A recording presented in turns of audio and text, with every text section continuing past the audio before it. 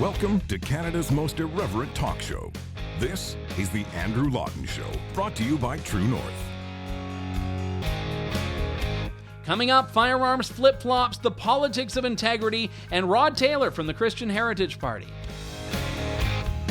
The Andrew Lawton Show starts right now. Hello and welcome. This is Canada's most irreverent talk show here on True North, The Andrew Lawton Show, Wednesday, September 8th, 2021. Tonight is debate day, at least for the first official French language debate. I know we had last week the TVA debate, but that was the unofficial French debate. This is the official French debate, and then tomorrow we'll have the official English debate, and in fact the only English language debate of the entire election campaign. And I'm not going to tell you where to tune in except for True North. We are going to be broadcasting the debate live. We have a pre-show starting up at 8 p.m. Eastern. We'll have the debate live for you on all of our social media channels starting at 9, and then we'll have some analysis after the fact. And I'm going to actually be on the ground in Ottawa. I'm actually on my way to... This is pre-recorded, if you hadn't been able to tell. I'm actually on my way to Ottawa right now to be able to cover the debate, the French language and English language debates, and hopefully get some questions to the leaders in the post-debate scrums. And you know what? I didn't even have to sue my way in this time. You may remember in 2019, True North was not accredited, so we had to go to federal court and have an emergency hearing, and we were granted an injunction. It was a very positive day, I'd say, for press freedom in court. This year, we didn't have to. The Leaders Debates Commission accredited us. Now, they didn't accredit Rebel, so Rebel is fighting it out in court and awaiting a decision. But I will say that one of the big things I'm looking forward to at this debate, if we get the chance to go into the scrums and ask the questions as we're expecting, is to put the questions to the leaders that the mainstream media is not asking. And a lot of the time, if you find you watch these press conferences, whether it's Trudeau or O'Toole or Singh, the media, generally speaking, asks questions that aren't always on the radar of what Canadians are thinking. And that's why we think we have something to add there. So that's a little bit of a plug for our debate coverage at True North. I want to talk about one of the big developments in the campaign in the last few days, and not a positive one for me as a gun owner and advocate for gun owners, and that is Erin O'Toole's flip-flop that was almost like a triple flip and a huge whole bunch of flop on firearms.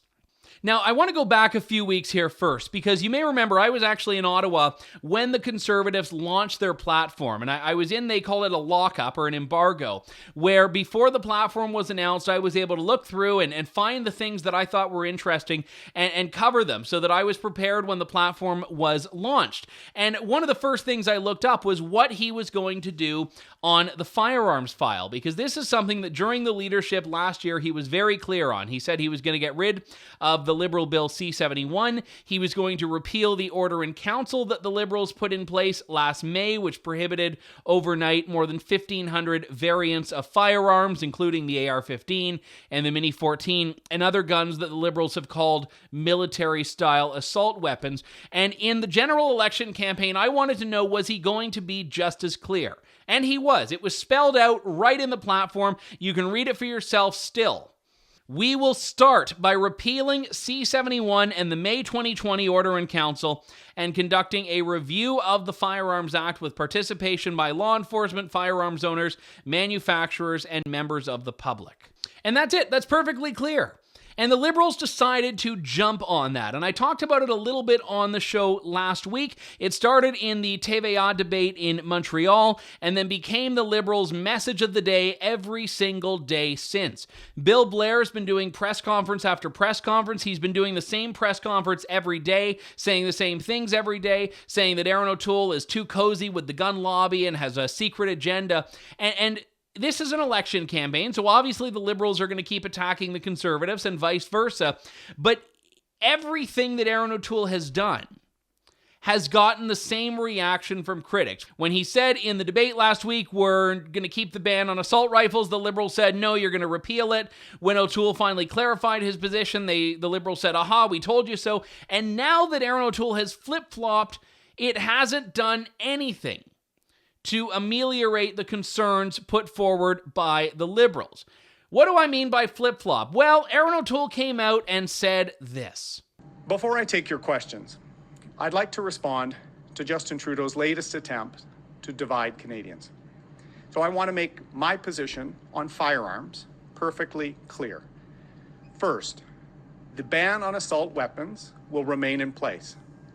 Second, the present ban on a number of other firearms that were reclassified in 2020 will remain in place. Third, we will conduct a transparent review of the firearms classification process to take the politics out of this process and engage the public in decisions with respect to public safety. Justin Trudeau has been importing American-style politics throughout this election campaign, and it is disappointing to see that continue. There is no way to spin it. There's no way to sell it. There's no way to excuse it. That is a flip-flop. After days of saying that he was going to repeal the order in council, after weeks of having that in the platform, Erin O'Toole came right out and said anything that's banned now will remain banned. Now, did the Liberals say, oh, well, problem solved, all good? No. The Liberals jumped on to the other thing in the Conservatives' platform here, which is that he's conducting a review. And the Liberals are now pointing out that, oh, well, you know what, he's just promising a review, which means he's going to legalize it anyway, but he's not going to say it. So the flip-flop has not won Erin O'Toole any good favor from the people who insist on peddling these bad faith and disingenuous arguments about the previous Conservative firearms plan. And if you want to understand more about why this order in council was so dangerous, I don't want to rehash everything here. I would encourage you to go and look up Assaulted, Justin Trudeau's war on gun owners. Specifically, I want you to look at the episode where we looked at those in the gun business, in the firearms industry. I talked to a number of gun entrepreneurs, business owners, people in the import space, retail space, who are out tens of thousands of dollars because the Liberals in May of 2020 overnight banned 1,500 plus types of firearms, making it illegal for these people to do anything with them. They're still sitting on this inventory more than a year after the order in council, with the promised buyback not having yet materialized. So understandably, a lot of people were looking to the Conservatives and saying, throw us a friggin' bone here. What are you going to do for us? And when Erin O'Toole comes out and says, okay, anything that's banned now will remain banned, there are two interpretations of it. Number one, he's completely rolled and sold out the gun owners. Number two, he realizes this is what he has to say to make the bleeding stop. This is what he has to say to make the attack stop, to win the election. And if you look at gun owners online who are very engaged and mobilized on this, you'll see a lot of them are split. Some of them are saying, that's it, I'm voting for the People's Party. Others are saying, no, just guys, just come on. He's with us here. He's with us. I want to read the statement put out by the Canadian Coalition for Firearm Rights, a group that actually donated a considerable amount of money to produce Assaulted. Tracy Wilson does fantastic work for firearms owners, and this is the statement that the CCFR put out. In our view, Mr. O'Toole is reacting to Justin Trudeau's attempt to make an unnecessary election during a pandemic about gun control. Gun control has always been a political wedge issue to the Liberals, not a matter of public safety. We agree with Mr. O'Toole that the classification of firearms should not be a political process. Mr. Trudeau has used this issue to divide Canadians, and a transparent public consultation would bring better understanding of this topic to all Canadians. We would welcome an opportunity to depoliticize this topic and focus on public safety, unquote. So what the CCFR is basically saying there is that they're almost happy about it. The fact that they're not coming out guns blazing, no pun intended, and saying this is it, this is a deal breaker, suggests they're either optimistic that Erin O'Toole is still going to do what he said he was going to do, or they simply realize that he's certainly going to be, even if he walks this part back, better than Justin Trudeau. Both are entirely defensible positions. If I'm a gun owner, which I am, I would look and say that, you know what, no matter what, Justin Trudeau has proven that he has zero interest in firearms owners, zero interest in sport shooters, zero interest in preserving and protecting this part of Canada. So I understand the gun owners saying, you know what, anyone is going to be better than the Liberals. Even a lot of NDPers, by the way, are better than the Liberals on this, especially those in rural areas. Nikki Ashton, in particular, is one example of this. So here's the battleground right now. And again, as I've said time and time again, vote Conservative, vote PPC, vote Maverick, vote Liberal, vote NDP. Do what you want. I'm not here to tell you how to vote. I'm here to lay out the issues, lay out the facts, and I'll give you my opinion. I'll give you my analysis on these things, which is why I want to unpack the firearms flip-flop in a good amount of detail here.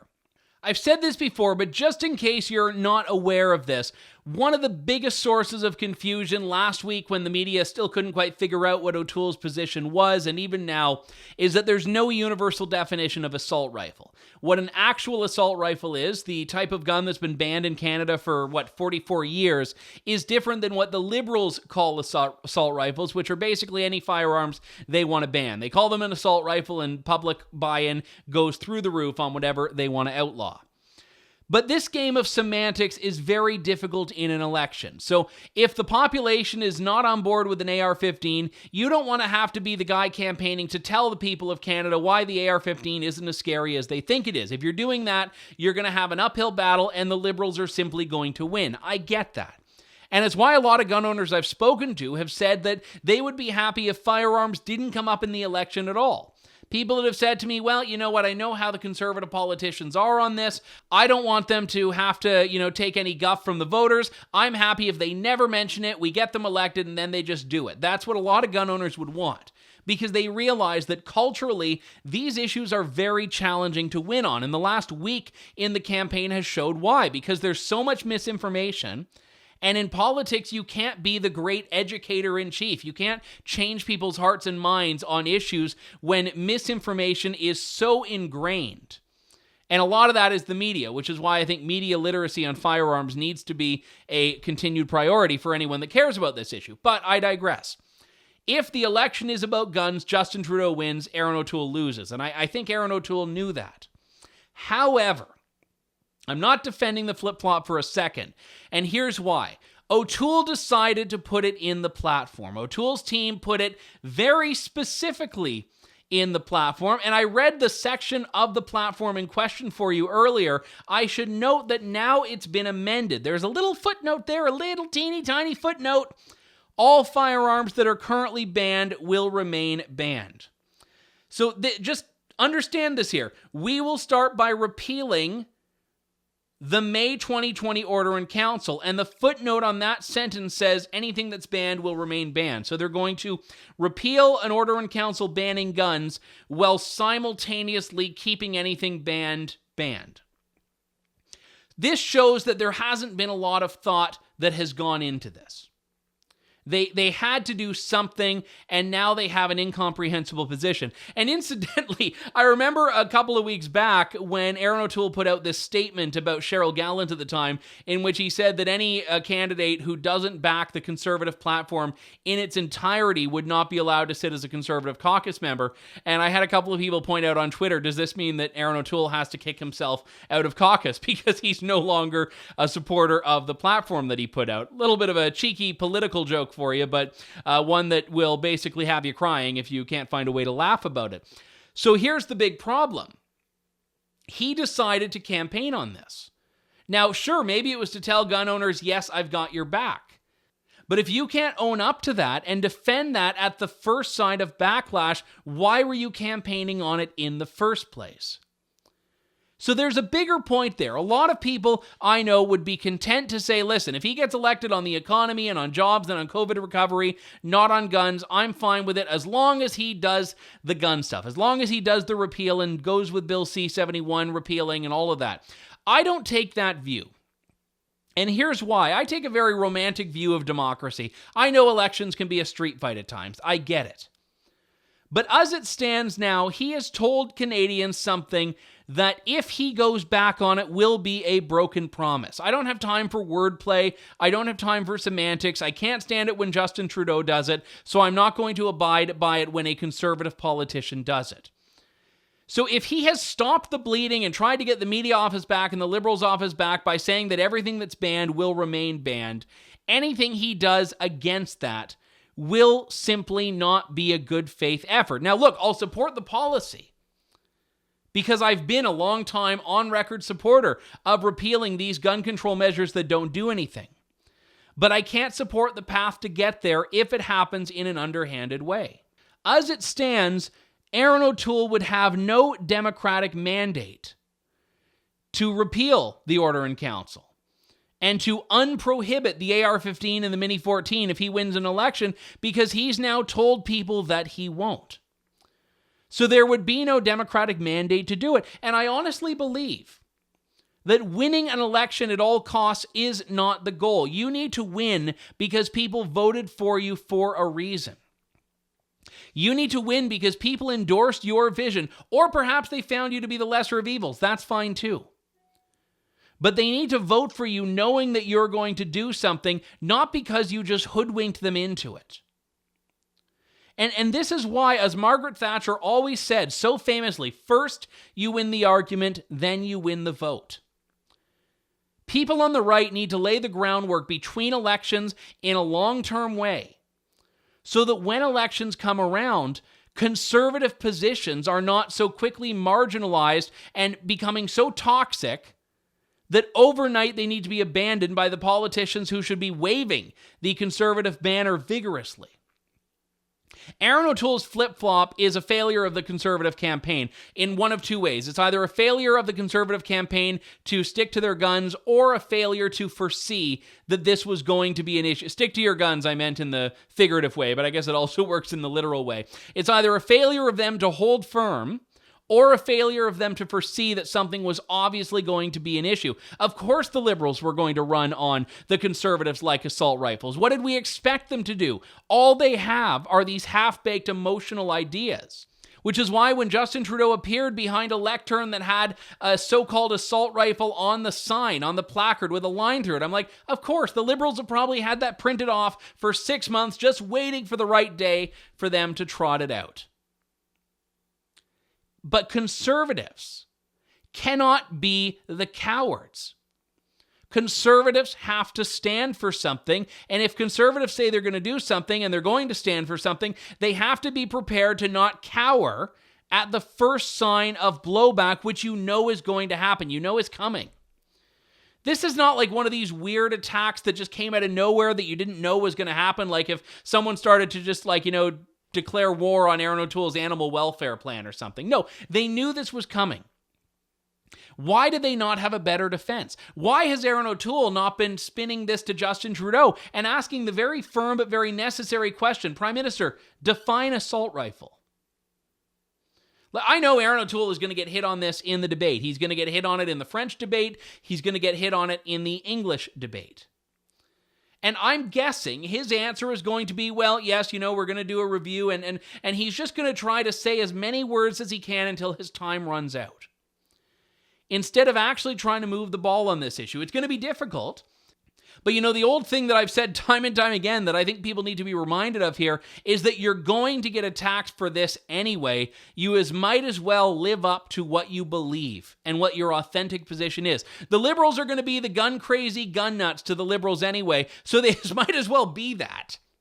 Because that's how they're going to be defined by the Liberals. And you know what? There's a level of comfort if you just sort of release it and say, they're going to accuse me of this anyway, so I might as well do it. They're not going to do that, of course.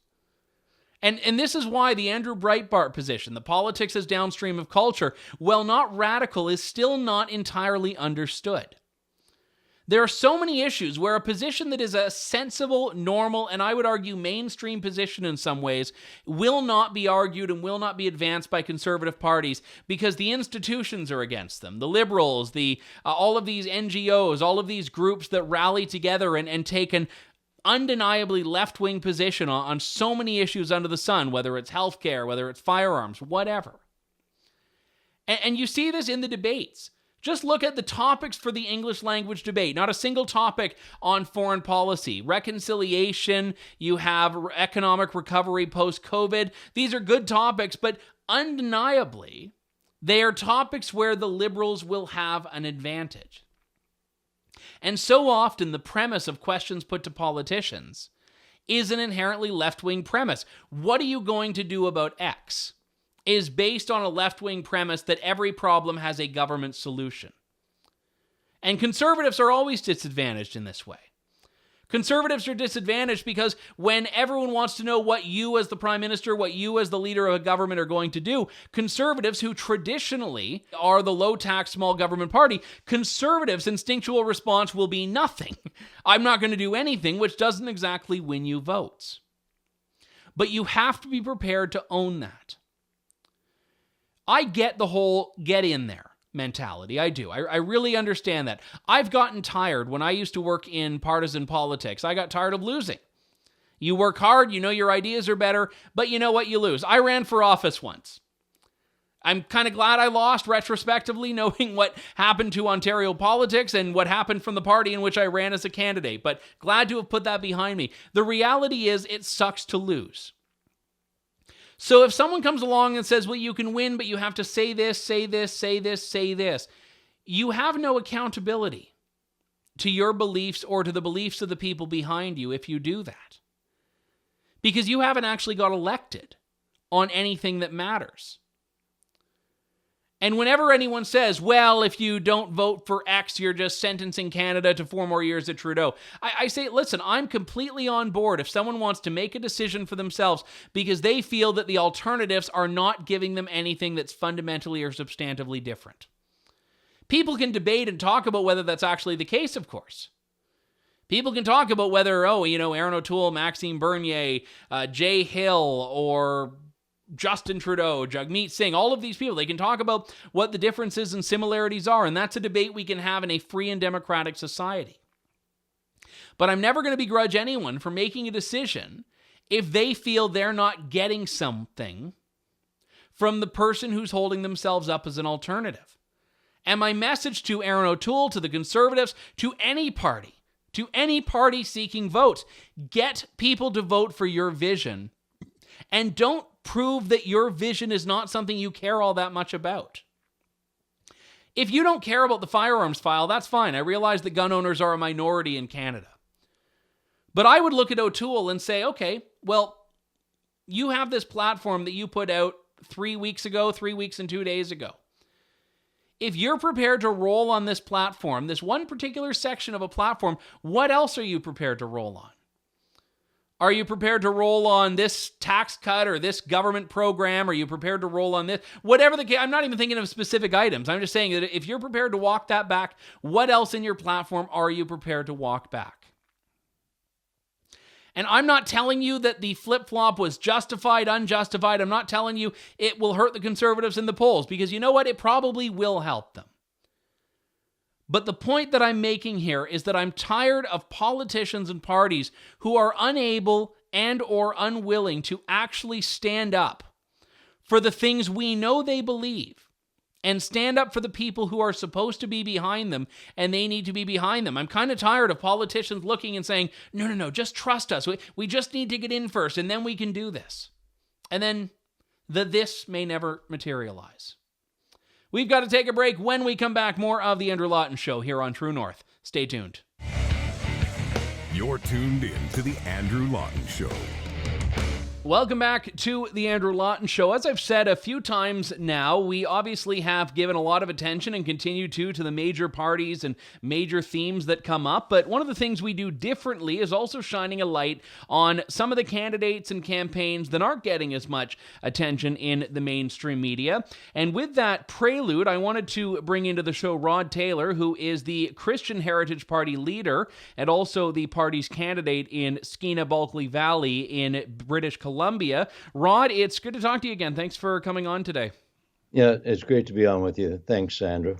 Now, I think the name slightly gives it away, but I'll still let you describe it in your own words. What is it that the Christian Heritage Party is all about? Our campaign theme is life, family, and freedom. So we support the protection of innocent human life. We support, of course, marriage between one man and one woman, traditional family values, parental rights, that type of thing. And we stand for freedom. And freedom in 2021 has become a pretty big issue in terms of, now they're talking about vaccine passports and that type type of thing. But freedom of speech, we've seen social media even becoming a place where other opinion is limited, and so we have to stand up for that. The right of parents to counsel their own children. There's a lot of freedoms that are under attack. We saw churches shut down earlier in the year. So freedom has become, kind of the front line, because if we don't have freedom of speech, we can't defend any of the other human rights. You listed there your top three items: protection for the unborn, restoring a traditional definition of marriage, and freedom. And I'm curious, Rod, how you square number 2 and number 3, because the freedom for people to enter into same-sex marriages is not seemingly one of the freedoms you're upholding. How do you juxtapose those two? Well, to us, just marriage is between a man and a woman. It's we could create the freedom for a father to kill their children or whatever. We could talk about that as a freedom, but there are certain freedoms that are inherent, rights and freedoms that are inherent in the human condition given by God. Of course, government doesn't create rights. Human rights, real human rights, are given by our Creator, and government can either ignore those and violate them, or it can honor them and uphold them. So we just don't see that there is such a thing as the freedom for men and women for same-sex marriage. That's, I think, a so-called right that has been created by the left. Is a funny way of putting it, but so we don't see that we're violating anything at all. Now, we are not trying to move against people who live a different lifestyle, but we think it's the government has no business to endorse something and call it marriage that isn't a marriage. That's how we look at that.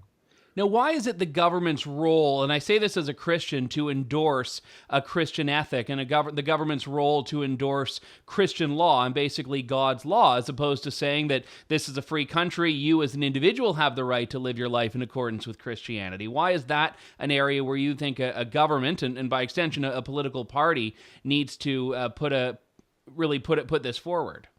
Well, the preamble to the Charter of Rights and Freedoms says Canada is founded on principles that recognize the supremacy of God and the rule of law. And there are certain, Christian, we don't think everyone we're not trying to impose a Christian theology on this nation that everyone needs to go to church or anything like that. But there are certain basics, don't lie, don't steal, don't kill, don't commit adultery. Those are ethics that are shared by pretty well every population group in the country, Christian or non-Christian. And I tell people, even if you are not a Christian, you have a Christian heritage, because this nation was founded on Christian principles. And the farther away we depart from that, the tougher it gets for everybody. I mean, we think that the principles of love your neighbor as yourself, do unto others as you'd have them do unto you, that these are principles that would make this country a great place, and they don't involve imposing any theological, construct on Canadian citizens. Yeah, and certainly a lot of the values are shared by Jews, they're shared by Muslims, they're shared by Christians, they're even in many cases shared by people of no faith at all that just have this moral code that may align with it, but it still is a Christian heritage party. And in a country in which it seems like through a combination of immigration and education and lots of other factors, people are moving further and further away from identifying as Christian, how is there, in your view, a place for a Christian first political party? Or where are you finding that space, I guess, is a better way of putting it? Yeah. Well, we sometimes feel like a voice in the wilderness because our society has largely abandoned not only Christian faith, but also Christian principles, Christian values. I mean, even, it's when we talk about moral values, it's not just sexuality and family things, but how you spend taxpayers' money. I mean, that's a moral value that we think the scriptures say don't steal. But I think everyone understands that it's wrong to steal. Well, we're actually stealing money from our grandchildren right now, or the government is handing out money that it doesn't have, but it's going to have to be repaid by our grandchildren, great-grandchildren. Christian values, I think, just supersede basically any theological construct. Again, as I mentioned, we think that loving your neighbor as yourself would be good for every Canadian. And the government, of course, can't force people to be good, but the government can set a pattern and put forward principles that align with, biblical principles, and certainly align with our Charter of Rights and Freedoms. Now, looking at your platform, I know you have a couple of items here, like wanting to balance the budget, enforce border protection, eliminate carbon taxes, and in the interest of disclosure, I agree with all three. So all three of those are wins for me. But I'm just curious where the Christian basis is of that, because these are not things that people would inherently associate with religion. They're, I think, good policies, but I'm just curious where you've decided as the leader of the Christian Heritage Party to approach these issues from. Well, the carbon tax, I think, is a matter of following science and just following the truth. A lot of people have fallen into a political correctness, and now it's many people think if you're don't agree with the theory that carbon dioxide is ruining the planet, that there's something wrong with you. And we think we just stand up for the truth, and that goes along with the vaccine mandates and that type of thing as well.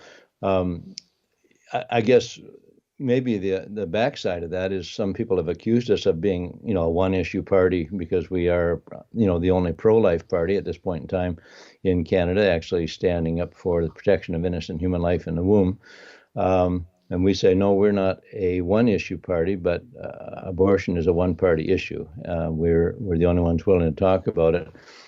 But these other issues, you can't be a national political party without addressing all the issues that are on the table there. And I think people would rightly reject us if we would only talk about abortion or euthanasia or marriage.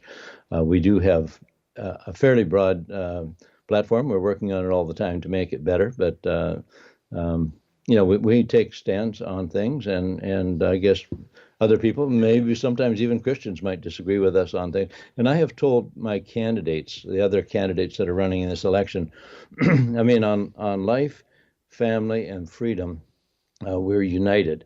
If someone has a different opinion about, supply management or about, how to handle the border crisis, they're allowed to express that. We're not going to be 100%. We're not carbon copy images of each other, right? Cookie cutter images, but we are unique individuals, and we come to conclusions based on our own personality. But if they're not, supportive of the protection of innocent human life, well, they really probably would be in the wrong party, right? So that's how we sort of divide that up. But we hope to have a broad discussion. We are actually we are going to have a convention next week, the last week of the campaign, a pre-planned convention, our triennial policy convention in Calgary. So I'll be down there for the last week of this campaign, but then back home in time for voting day.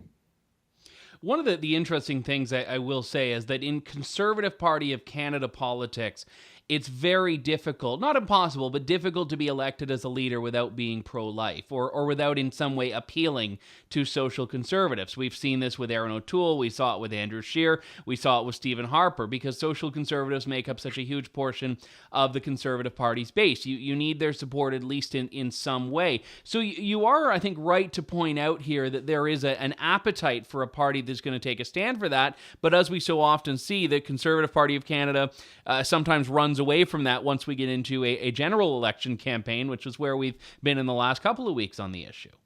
Right. Yeah. And of course, Erin O'Toole, the current leader of the Conservative Party, was crystal clear when during their campaign, he wanted to give the impression that he would allow and work with social conservatives, but he said, I'm pro-choice. I'm supportive of what they call a woman's right to choose. I don't like that phrase, but that's the kind of phraseology they use. And he voted against Kathy Wagenthal's sex-selective abortion bill, C-233. So his position is not unknown. I'm actually surprised that anyone is surprised that he is not supporting pro-life activities. And even you go back to Stephen Harper, who I think was, I like Stephen Harper in many ways. But he personally, and with his inner core of of the party, resisted 4 different efforts by his own backbenchers to bring forward pro-life legislation. So, and I think people who think that the Conservative Party is somehow going to come through in the end and do something pro-life are mistaken. And the idea that, well, I'm just writing a communique on it now about the big blue tent. It's bigger. But are there any tent pegs holding it down? That's kind of, where are the anchors for moral values, right? So with him, of course, now we see there's going to be he's going to get rid of Trudeau's carbon tax if he has the opportunity, but he's going to introduce his own, right?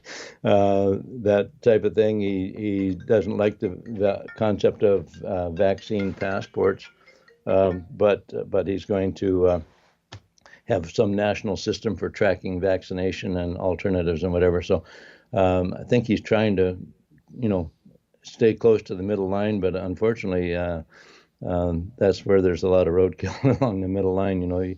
You can't please everybody, and if you're trying to please everybody, I think you're going to actually end up pleasing nobody. I know this is one of the most frustrating questions that a leader of a party can get, but I do have to ask, so I hope you'll indulge me on this. Sure, Vote sure. splitting. It sounds like with the issues that you're taking on, a lot of the votes that you're seeking are going to be with voters that probably would otherwise vote Conservative for some other right-of-center option. And whenever this comes up, the question people are confronted with is, well, is this just eventually leading to more Trudeau elections, more Trudeau victories? How do you square that?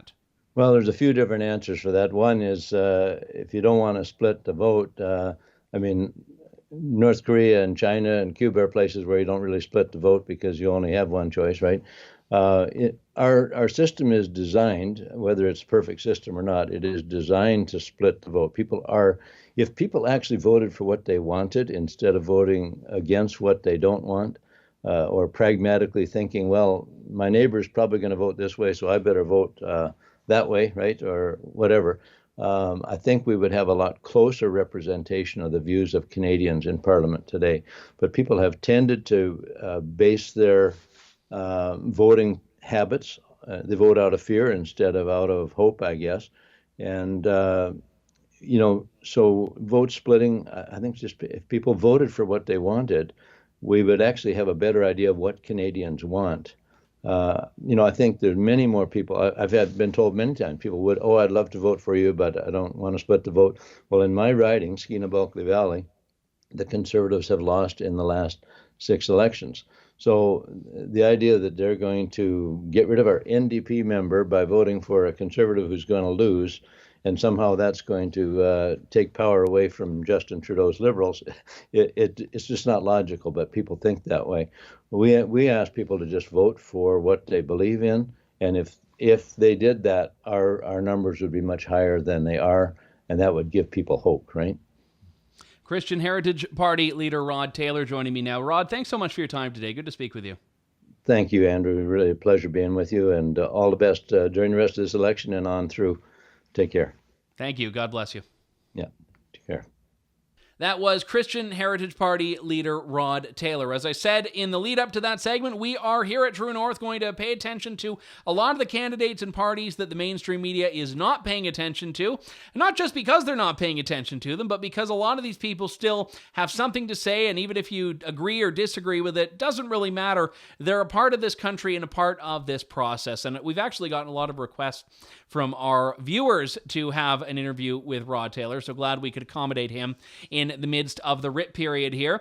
And I'm actually going to be later this week on the road with Maxime Bernier covering the PPC campaign. I spent a few days with the Conservative Party last weekend, or I guess about a week and a few days. Time stands still for me in elections, so everything was simultaneously like yesterday and 3 years ago. But we covered the Conservatives. We're also going to be out west, actually, covering the PPC and the Mavericks as well. So lots of time left in the campaign to get things done. done here. I want to thank all of you who have sent me tips and feedback and all of this other sort of stuff. If you want to, my email address is andrew@truenorthcanada.com. We will wrap things up here. Enjoy the debates. True North's live debate show is tomorrow, Thursday, starting at 8 p.m. Eastern, and I'll be on location from the debate site in Gatineau, Quebec. We'll talk to you soon, folks. Thank you, God bless, and good day to you all. Thanks for listening to The Andrew Lawton Show. Support the program by donating to True North at www.tnc.news.